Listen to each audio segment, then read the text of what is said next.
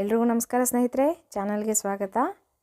ನಾವು ಯಾವಾಗಲೂ ಕೇಸರಿ ಬಾತ್ನ ಮಾಡ್ತಾನೆ ಇರ್ತೀವಲ್ವ, ಆದರೆ ಈ ಥರ ಡಿಫ್ರೆಂಟಾಗಿ ಕೇಸರಿ ಬಾತ್ನ ಮಾಡಿ ನೋಡ್ರಿ, ಎಷ್ಟು ಚೆನ್ನಾಗಿರುತ್ತೆ ಅಂತ. ಮಾವಿನ ಹಣ್ಣು ಬಳಸಿಬಿಟ್ಟು ಮಾವಿನ ಹಣ್ಣಿನ ಕೇಸರಿ ಬಾತ್ ಹೇಗೆ ಮಾಡೋದು ಅಂತ ನಿಮ್ಗೆ ಇವತ್ತು ತೋರಿಸ್ಕೊಡ್ತೀನಂತೆ. ತುಂಬ ಚೆನ್ನಾಗಿರುತ್ತೆ ಸ್ನೇಹಿತರೆ. ಇಲ್ಲಿ ನಾನು 1 ಕಪ್ ಆಗಷ್ಟು ಬಾಂಬೆ ರವೆ ಅಥವಾ ಬಿಳಿ ರವೆ ಏನಂತೀರ ಅದನ್ನು ತೊಗೊಂಡಿದ್ದೀನಿ, ಉಪ್ಪಿಟ್ಟಿನ ರವೆ.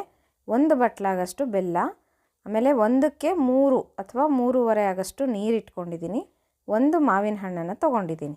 ನೀವು 1 ಲೋಟದಲ್ಲಿ ಅಳತೆ ಮಾಡೋದಾದರೆ 1 ಲೋಟದಷ್ಟು ರವೆ ತೊಗೊಂಡ್ರೆ 1 ಲೋಟದಷ್ಟು ಬೆಲ್ಲ, ಈಕ್ವಲ್ ಕ್ವಾಂಟಿಟಿ ತೊಗೋಬೇಕು. ಆಮೇಲೆ 3ರಷ್ಟು ನೀರು ಹಾಕಬೇಕು, 1ಕ್ಕೆ 3ರಷ್ಟು ನೀರು. ಇಲ್ಲಿ ನಾನೀಗ 1 ಚಮಚ ತುಪ್ಪವನ್ನು ಹಾಕಿ ಈ 1 ಕಪ್ಪು ರವೆ ತೊಗೊಂಡಿದ್ವಲ್ವ ಅದನ್ನು ಚೆನ್ನಾಗಿ ಹುರ್ಕೊತಾ ಇದ್ದೀನಿ. ರವೆ ಒಳ್ಳೆ ಪರಿಮಳ ಬರಬೇಕು ಸ್ನೇಹಿತರೆ, ಘಮ್ ಅಂತ ಅಲ್ಲಿ ತನಕನೂ ರವೆಯನ್ನು ಚೆನ್ನಾಗಿ ಹುರಿಬೇಕು. ರವೆ ಚೆನ್ನಾಗಿ ಹುರಿದ್ರೇ ಕೇಸರಿ ಬಾತು ಒಳ್ಳೆ ಟೇಸ್ಟಾಗಿರುತ್ತೆ, ಇಲ್ಲಾಂದರೆ ಒಂಥರ ಹಸಿ ವಾಸನೆ ಬರ್ತಾ ಇರುತ್ತೆ ರವೆದು. ಅದಕ್ಕೋಸ್ಕರ ನಾನಿಲ್ಲಿ ಬಾಂಬೆ ರವೆ ತೊಗೊಂಡಿದ್ದೀನಿ, ಕೃಷ್ಣ ರವೆ ಅಂತಲೂ ಕರೀತಾರೆ ಸ್ನೇಹಿತರೆ. ಇಲ್ಲಿ ನೋಡ್ರಿ, ಇದನ್ನು ಚೆನ್ನಾಗಿ ಹುರ್ಕೊಂಡಾದಮೇಲೆ ನಾನು ಅದೇ ಬಾಣಲಿಗೆ 1 ಕಪ್ ಬೆಲ್ಲ ತೊಗೊಂಡಿದ್ವಲ್ವ ಅದನ್ನು ಹಾಕಿಬಿಟ್ಟು 3 ಕಪ್ ಆಗಷ್ಟು ನೀರು ಕುದಿಯೋಕ್ಕಿಟ್ಟಿದ್ದೆ. ಆ ನೀರನ್ನು ಬೆಲ್ಲಕ್ಕೆ ಸೇರಿಸ್ತಾ ಇದ್ದೀನಿ. ಈ ಥರ ಫಸ್ಟು ಬೆಲ್ಲ ಕರಗಿಸ್ಕೊಂಬಿಡ್ಬೇಕು ಸ್ನೇಹಿತರೆ, ಯಾಕಂದರೆ ರವೆ ಹಾಕಿದ ಮೇಲೆ ಬೆಲ್ಲ ಹಾಕಿಬಿಟ್ರೆ ಅದು ಚೆನ್ನಾಗಿ ಕರಗೋದಿಲ್ಲ. ಈಗ ಕೇಸರಿ ಬಾತ್ ಅಂದರೆ ಸಾಮಾನ್ಯವಾಗಿ ಎಲ್ಲರೂ ಸಕ್ಕರೆ ಬಳಸಿ ಮಾಡ್ತಾರೆ, ಆದರೆ ಈ ಥರ ಬೆಲ್ಲ ಬಳಸಿ ಮಾಡೋದ್ರಿಂದ ತುಂಬ ರುಚಿಯಾಗಿರುತ್ತೆ. ಆಮೇಲೆ ಬೆಲ್ಲ ಆರೋಗ್ಯಕ್ಕೂ ಒಳ್ಳೆಯದು ಸಕ್ಕರೆಗಿಂತನೂ. ಅದಕ್ಕೋಸ್ಕರ ಈ ಥರ ಒಂದು ಸಲ ಟ್ರೈ ಮಾಡಿ ನೋಡಿ ಸ್ನೇಹಿತರೆ, ತುಂಬ ಚೆನ್ನಾಗಿರುತ್ತೆ. ಇಲ್ಲಿ ಬೆಲ್ಲ ಎಲ್ಲ ಕರಗಿದೆ ನೀಟಾಗಿ ನೀರಿನಲ್ಲಿ. ಈ ಥರ ನೀರು ಚೆನ್ನಾಗಿ ಕುದಿ ಬರಬೇಕು, ಅಂದರೆ ಚೆನ್ನಾಗಿ ಕುದಿಬೇಕು ಬೆಲ್ಲ ಕರಗಿ. ಅದರಲ್ಲಿ ನಾವು ರುಬ್ಬಿರುವಂತಹ ಮಾವಿನ ಹಣ್ಣನ್ನು ಹಾಕ್ತಾಯಿದ್ದೀನಿ. ನಾನಿಲ್ಲಿ 1 ಮಾವಿನ ಹಣ್ಣನ್ನು ತೊಗೊಂಡಿದ್ದೀನಿ, ಅದನ್ನು ರುಬ್ಕೊಂಡಿದ್ದೀನಿ ನೈಸಾಗಿ. ನೀವು ಬೇಕಾದರೆ ಸಣ್ಣದಾಗಿ ಹೆಚ್ಕೋಬೋದು ಪೀಸಸ್ ಮಾಡಿಕೊಂಡು. ನೋಡಿರಿ, ಈಗ ನಾನು ಹುರಿದಿರುವಂಥ ರವೆನ ಹಾಕಿ ಚೆನ್ನಾಗಿ ಕಲಿಸ್ತಾ ಇದ್ದೀನಿ. ನೀವು ಮಾವಿನ ಹಣ್ಣನ್ನು ಚಿಕ್ಕ ಚಿಕ್ಕ ಪೀಸ್ಗಳಾಗಿ ಹೆಚ್ಚಿ ಹಾಕ್ಕೊಂಡ್ರೆ ಈ ಪೈನಾಪಲ್ ಬಳಸ್ತೀವಲ್ವ ಅದೇ ಥರನೇ ಇರುತ್ತೆ, ಅಂದರೆ ಮಾವಿನ ಹಣ್ಣಿನ ಫ್ಲೇವರ್ ಬರುತ್ತೆ. ನೋಡಿರಿ, ಈ ಥರ ಎಲ್ಲ ಅದು ಮಾವಿನ ಹಣ್ಣಿನ ಪಲ್ಪ್ ಎಲ್ಲ ಇರುತ್ತಲ್ಲ ಅದನ್ನು ಚೆನ್ನಾಗಿ ಈ ಥರ ರವೆಯಲ್ಲಿ ಹೊಂದ್ಕೊಳ್ಳೋ ಥರ ಕಲಿಸ್ಕೊಂಬಿಡ್ಬೇಕು.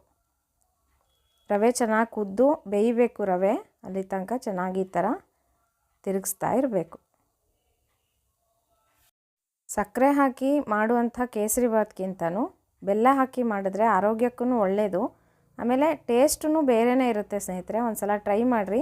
ನೋಡಿರಿ, ಕಲರ್ ಎಷ್ಟು ಚೆನ್ನಾಗಿ ಬಂದಿದೆ ಅಂತ. ನಾನಿಲ್ಲಿ ಕೇಸರಿ ಕಲರು ಮತ್ತು ಏಲಕ್ಕಿ ಪುಡಿ ಏನೂ ಬಳಸ್ತಾ ಇಲ್ಲ, ಯಾಕಂದರೆ ಮಾವಿನ ಹಣ್ಣಿನ ಬಣ್ಣನೇ ತುಂಬ ಚೆನ್ನಾಗಿದೆ. ಅದಕ್ಕೋಸ್ಕರ ಇಲ್ಲಿ 1-2 ಚಮಚ ಆಗಷ್ಟು ತುಪ್ಪವನ್ನು ಹಾಕ್ತಾಯಿದ್ದೀನಿ. ಈ ಥರ ಕುದಿಯೋ ಟೈಮಲ್ಲಿ ತುಪ್ಪ ಹಾಕಿದ್ರೆ ಕೇಸರಿ ಬಾತು ಚೆನ್ನಾಗಾಗುತ್ತೆ, ಮೆತ್ತಗೆ ಹೂವಿನ ಥರ ಆಗುತ್ತೆ. ನೋಡಿ, ಈ ಥರ ಚೆನ್ನಾಗಿ ಕಲಿಸ್ಕೋಬೇಕು. ನಿಮ್ಗಾಗಲೇ ಗಟ್ಟಿ ಬರ್ತಾ ಇದೆ ಅಂತ ಗೊತ್ತಾಗುತ್ತೆ, ಬಾಣಲಿ ಎಲ್ಲ ಸುತ್ತು ಬಿಟ್ಕೊಂಡು ಬರುತ್ತೆ, ಸ್ವಲ್ಪ ತುಪ್ಪ ಎಲ್ಲ ತೇಲ್ತಾ ಇರುತ್ತೆ. ಆ ಸಮಯದಲ್ಲಿ ನೀವು ಸ್ಟವನ್ನು ಆಫ್ ಮಾಡ್ಕೊಂಬಿಡ್ಬೇಕು. ನೀವು ಬೇಕಾದರೆ ಚಿರೋಟಿ ರವೆ ಬಳಸ್ಬೋದು ಸ್ನೇಹಿತರೆ, ಈ ರವೆದಲ್ಲಿ ತುಂಬ ಚೆನ್ನಾಗಿರುತ್ತೆ, ಬಾಂಬೆ ರವೆದಲ್ಲಿ. ಈಗಂತೂ ಮಾವಿನ ಹಣ್ಣಿನ ಸೀಸನ್ ಇದೆ ಅಲ್ವಾ, ಅದಕ್ಕೋಸ್ಕರ ನಿಮಗೂ ತೋರಿಸೋಣ ಅಂತ ವಿಡಿಯೋ ಮಾಡಿದ್ದೀನಿ ಸ್ನೇಹಿತರೆ.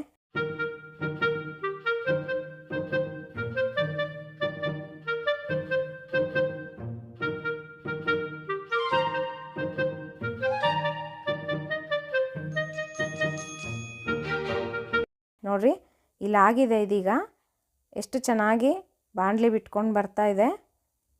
ಈಗ ಇದಾಗಿದೆ, ತೆಗೆದುಬಿಡೋಣಂತೆ.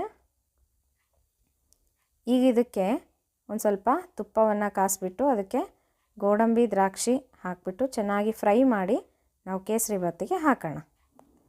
ಯಾವ್ಯಾವ ಡ್ರೈ ಫ್ರೂಟ್ಸ್ ಎಲ್ಲ ಇಷ್ಟನೋ ಅದನ್ನು ಹಾಕ್ಕೊಂಡು ನೀವು ಕೇಸರಿ ಬಾತಿಗೆ ಹಾಕ್ಕೊಂಡು ತಿನ್ಬೋದು.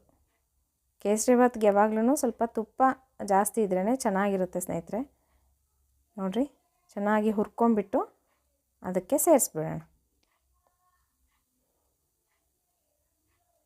ನೋಡಿರಿ ಸ್ನೇಹಿತರೆ, ಕೇಸರಿ ಬಾತ್ ತುಂಬ ಚೆನ್ನಾಗಿ ರೆಡಿಯಾಗಿದೆ. ನೋಡಿರಿ, ಇಲ್ಲಿ ಎಷ್ಟು ಚೆನ್ನಾಗಾಗಿದೆ ಅಂದರೆ ಒಳ್ಳೆ ಫ್ಲೇವರು, ಘಮ್ ಅಂತ ಇದೆ ಮಾವಿನ ಹಣ್ಣಿಂದು. ನೋಡ್ತಾ ಇದ್ರೇ ನಿಮಗೆಲ್ಲ ತಿನ್ಬೇಕು ಅನಿಸ್ತಾ ಇದೆ ಅಲ್ವಾ? ಹಾಗಾದರೆ ನೀವು ಟ್ರೈ ಮಾಡಿರಿ, ಹೇಗೆ ಬಂತು ಅಂತ ನನಗೆ ಕಮೆಂಟ್ ಬಾಕ್ಸಲ್ಲಿ ತಿಳಿಸೋದು ಮರಿಬೇಡಿ ಸ್ನೇಹಿತರೆ. ಮತ್ತು ಒಳ್ಳೆಯ ಅಡುಗೆ ಒಟ್ಟಿಗೆ ಸಿಗೋಣಂತೆ. ನಮಸ್ಕಾರ.